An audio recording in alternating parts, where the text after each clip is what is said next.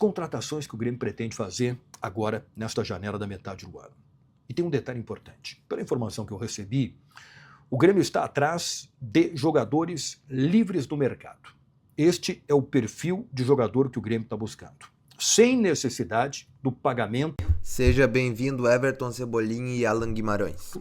Da compra dos direitos federativos e econômicos dos atletas, né? Então, aquilo que aconteceu na metade do ano, quando o Grêmio, aquilo que aconteceu no começo do ano, no início de 2026, quando o Grêmio comprou o TT, o Grêmio comprou o Nardoni, o Grêmio comprou o Léo Pérez, o Enamorado, isso não deverá se repetir porque o Grêmio está buscando agora um outro tipo de negócio, pela dificuldade financeira que tem neste momento. O objetivo é contratar jogadores livres no mercado, aqueles jogadores que estão com os contratos terminando com as suas equipes agora na metade do ano. Então o Grêmio está fazendo uma varredura no mercado nacional e no mercado internacional, né, com a sua comissão técnica, com a direção, com o departamento responsável por isso, para buscar alternativas de contratações. O Grêmio busca lateral direito, zagueiro e meio-campista. Um meia, um articulador. Claro que depende também a lista final de contratações de eventuais saídas, especialmente de vendas, já que o Grêmio poderá negociar tanto o Vieri como o Gabriel Meck, dependendo das propostas que chegarem nesta janela. Então é isso, o Grêmio busca no mercado jogadores livres, que não tenham vínculo com as suas equipes, com seus clubes, e não deverá repetir aquelas contratações caras que realizou no início da temporada. Do Cebolinha. Há alguns dias já vem que o Grêmio negocia com o Cebolinha. Essa é uma informação que está vindo de Minas Gerais, do Rio de Janeiro. Olha, o Grêmio está negociando com o Cebolinha, não sei o quê. Bom, eu fui atrás das respostas, tá? A informação que eu recebi, e eu respeito todos os colegas que têm informação contrária, mas a resposta que eu obtive sobre Grêmio estar negociando com o Cebolinha é: não tem negócio. E aí recebi algo que vai mais adiante. Léo, nós não vamos contratar jogadores que o Grêmio não tem condições de pagar.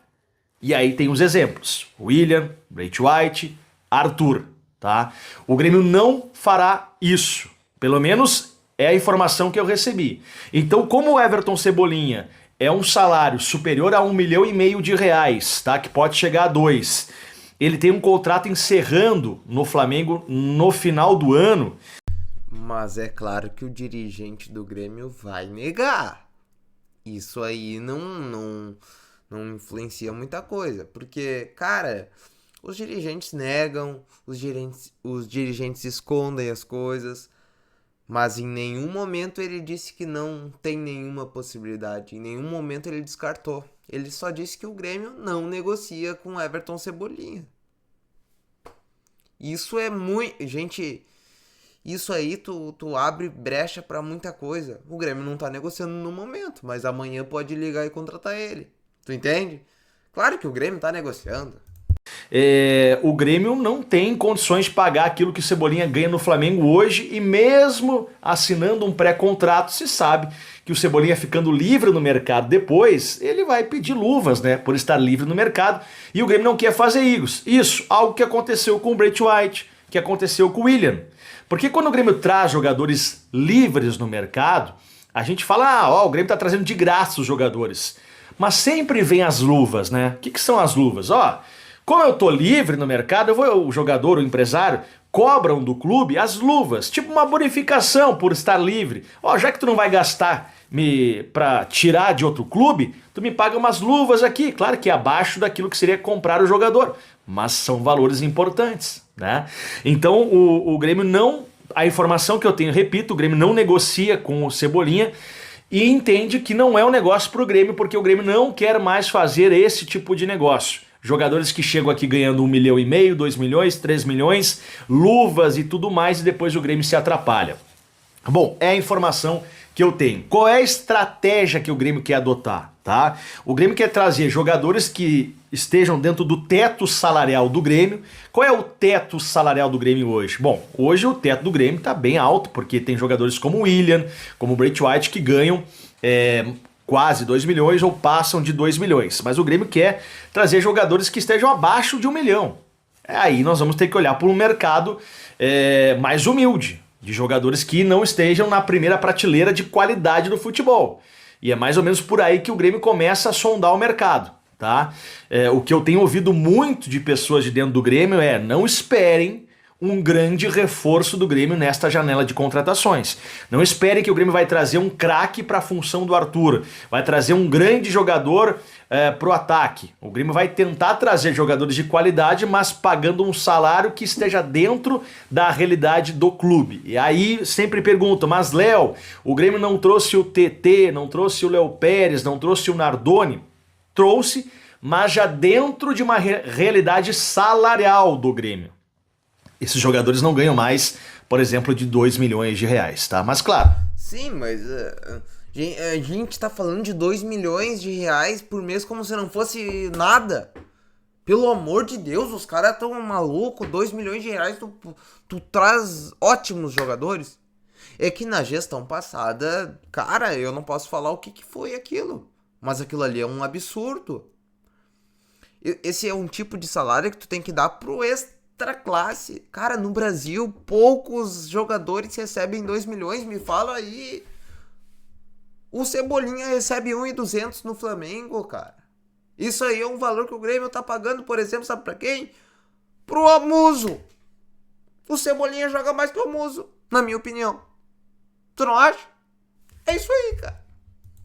Tem o valor do passe que o Grêmio parcelou em longas parcelas com a ajuda de Celso Rigo. Então essa é a estratégia do Grêmio. Tomara que dê certo, que essa união entre trazer jogadores dentro da realidade financeira e com uma qualidade que não é a suprema, não é, nossa, craque, funcione. Sabemos que a história do Grêmio, fazendo times como os anos 90, o próprio time do Renato, que tinha ali Cícero, Jael e outros jogadores, fizeram o Grêmio ser campeão, né? Filipão lá dos anos 90 com Jardel, Paulo Nunes, enfim. É claro que é muito difícil repetir isso, né?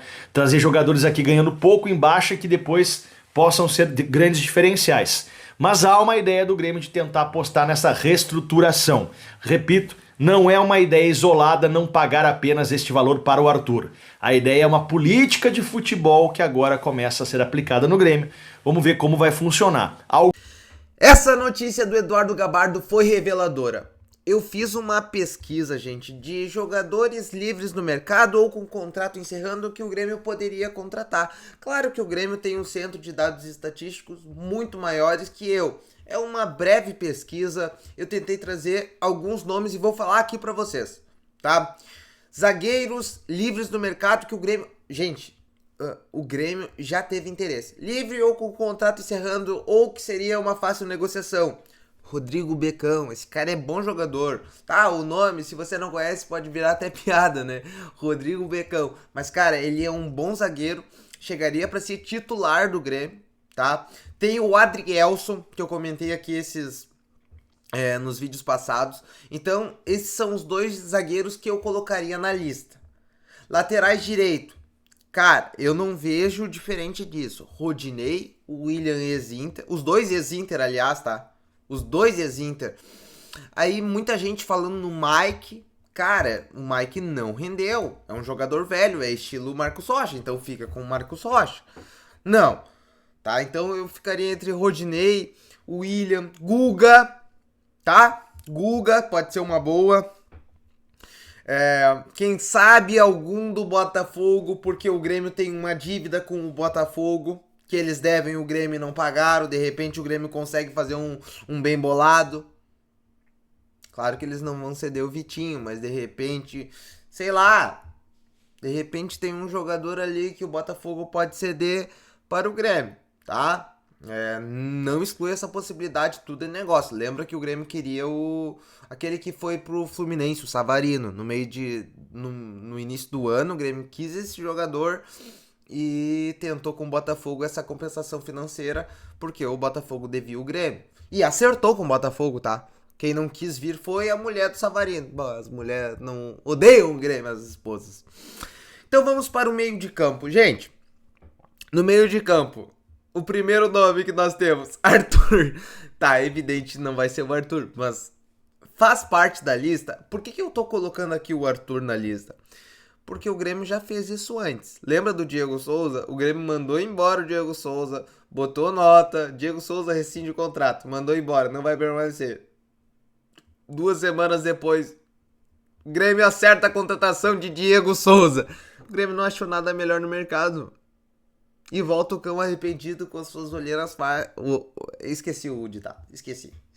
Voltou o cão arrependido.